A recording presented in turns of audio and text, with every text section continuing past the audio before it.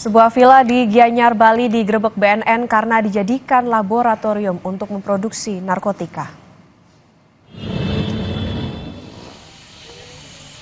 Inilah villa di tengah persawahan di Desa Kalusa, Tegal Lalang, Gianyar yang digerebek BNN karena dijadikan sebagai lab narkotika.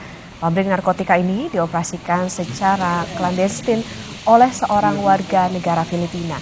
Dari penggerebekan, 3 pelaku warga negara asing berhasil ditangkap.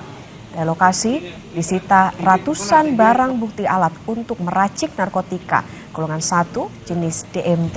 Dari penyelidikan polisi, saudara, diketahui lab narkotika ini didanai oleh warga negara Yordania yang kini masih buron.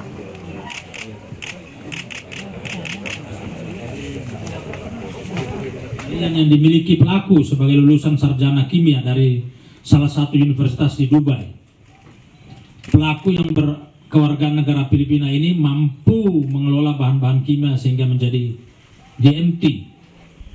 Pelaku telah berhasil memproses bahan kimia L-triptopan menjadi triptamin, lalu menjadi clean triptamin, dan berakhir menjadi DMT.